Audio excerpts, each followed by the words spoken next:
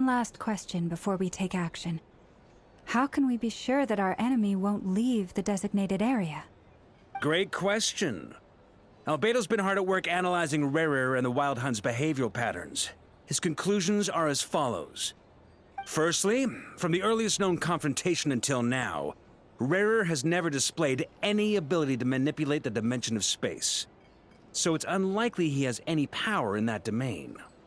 Secondly, he seems to have a particularly strong vendetta against our group. If we put him in a fight-or-flight situation, he'll choose to fight every time. Thirdly, finally, and most importantly, he is consumed by hatred, both for the moon and for his enemies. Turns out, we tick both of those boxes.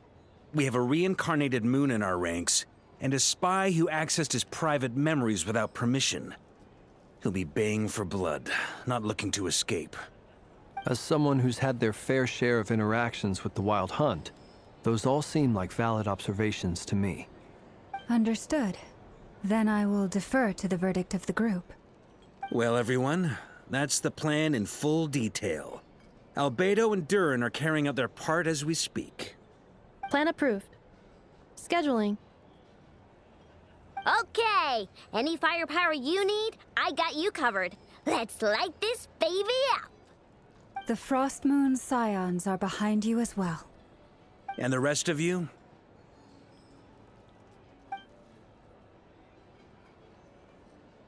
No objections?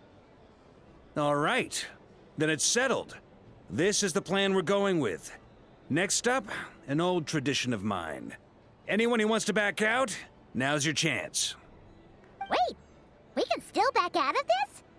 Everyone says things they regret, right? I don't want anyone feeling trapped because their mouth said yes before their brain had time to think things through. A very people-first approach. I hear that's common practice in the Knights of Favonius. Heh. Who'd you hear it from? D-Luke? Shh. We don't use people's real names at work. This contact will be known only as Owl, please and thank you.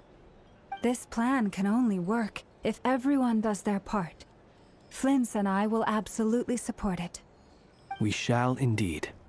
You'll be glad you accepted our help.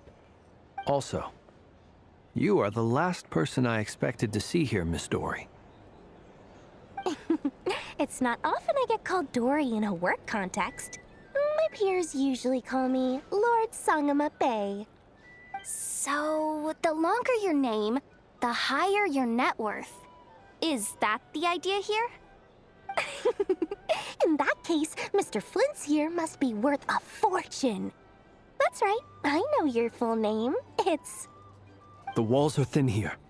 I'd appreciate you keeping that a secret. Okay, fine. I'm actually only here as a favor for someone else. Do you have any idea how much it would cost to hire me otherwise? Oh, does this mean someone out there actually has the power to boss Dory around? It most certainly does not. We have a long-standing and mutually beneficial business partnership. She's actually the mom of a friend of yours. Said mom supplied me with a great little trinket, but now that lady's ruined everything. If I don't start building a little goodwill now, my whole business in Notcry is gonna go down the drain! Okay. So what exactly is so special about this pendant? It's a lucky charm that a great mage made for me. We have a business relationship, and she was worried that something bad might happen to me. So, she wanted me to have something that can store power to protect myself with. I finally got it all fully charged up with Kuvaki, and then never went and used it all up at once! Never lost so big in my life! You're right. It was all my fault. I didn't mean to drain all the Kuvaki in the pendant, but I'll make it up to you. You will? Well, in that case, how about you give me your chess set, and we call it even? I knew you'd say that. Well, it's yours if you want it. In fact, take it now, and I'll even throw in a free Raker of Solnari. Deal? You're putting me in a difficult position here. It's a very useful thing to have around, but I have a funny feeling it won't be around much longer. I guess we'll see in a couple of days. Ah, looks like bankruptcy for me. Hey, don't be so pessimistic. See this through and you never know. You might find a new business opportunity on the other side.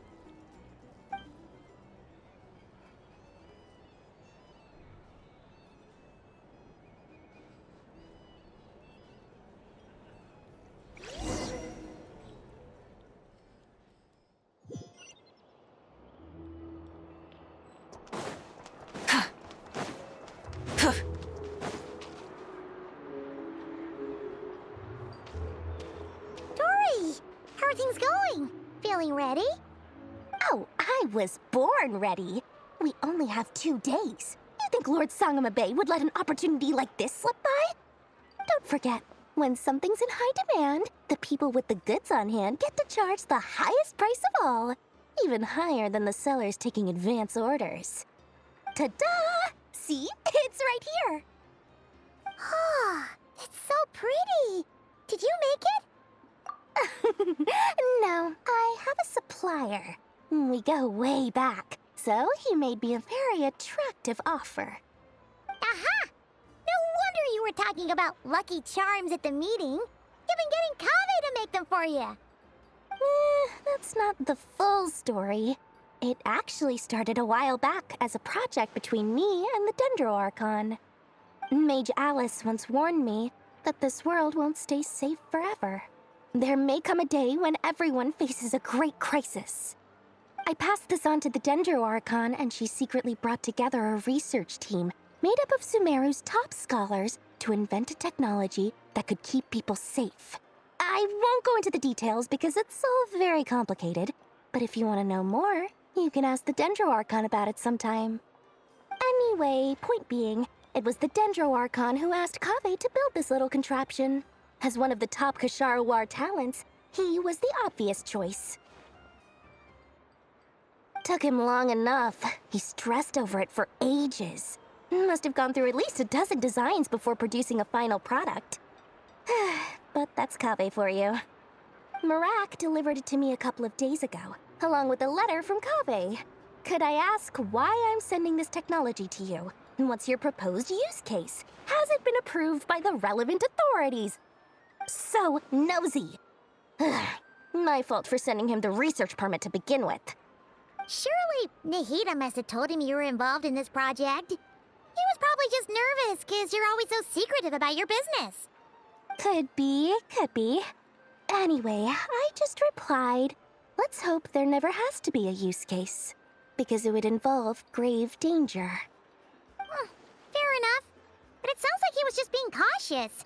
He probably felt responsible as the one who made it. Or maybe he was asking as a favor for his housemate. He's done that before. Not sure why, though. His housemate doesn't seem to really care that much about this kind of stuff. Either way, all's well that ends well. I'm just glad to finally have my hands on the product. I wouldn't want to be without it, given the potential dangers that lie ahead. Huh? What does that look mean? Paimon's just super surprised. This must be the first time we've ever seen you actually get serious about something.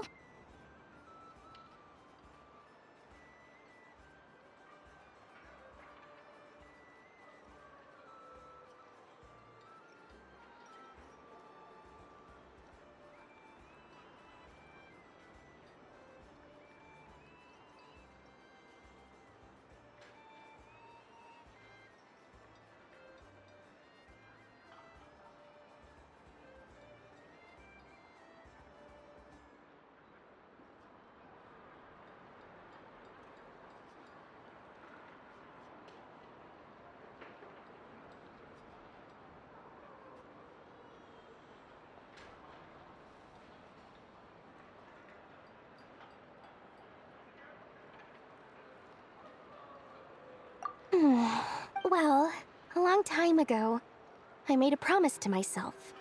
I promised that I was gonna live every day of my life narrow always gonna be times in life. Alice has been a huge help to me over the years.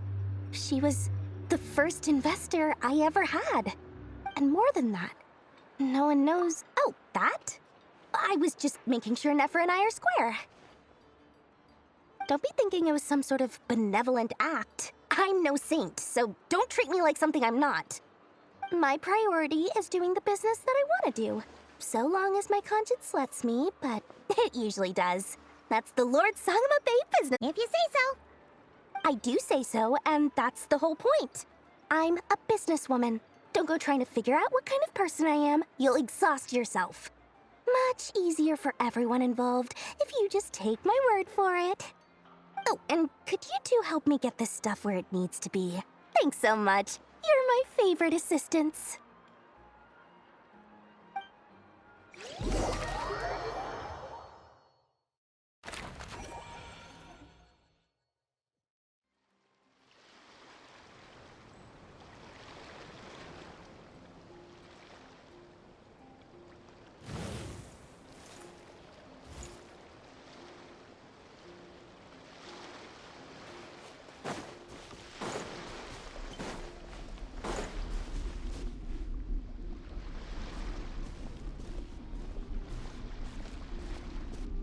Traveler, Paimon, it's good to see you.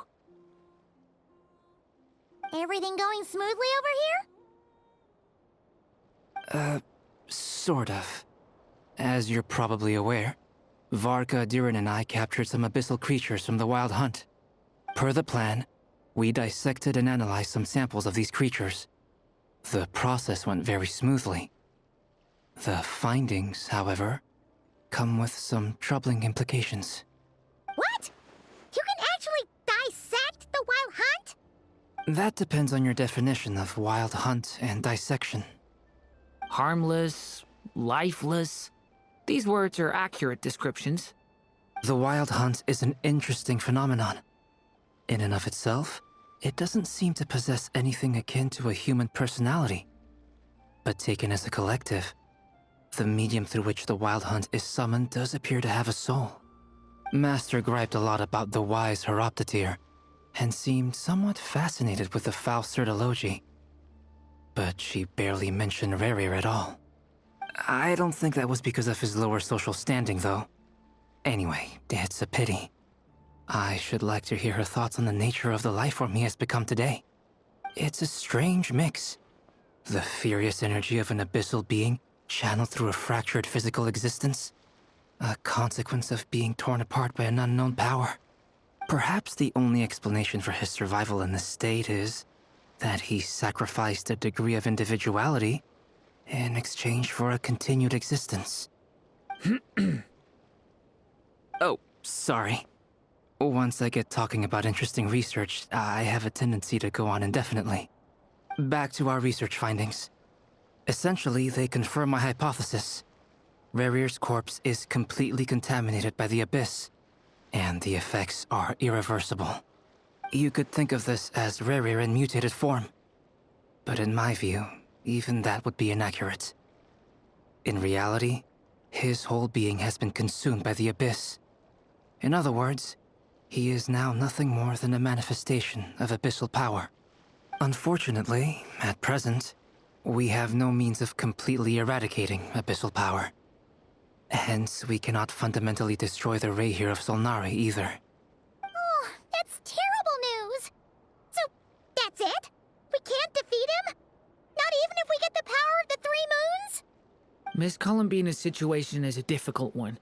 She can never achieve wholeness when the world does not accept her presence. It's as if her creator banished her to a place she can never be accepted. It means she spends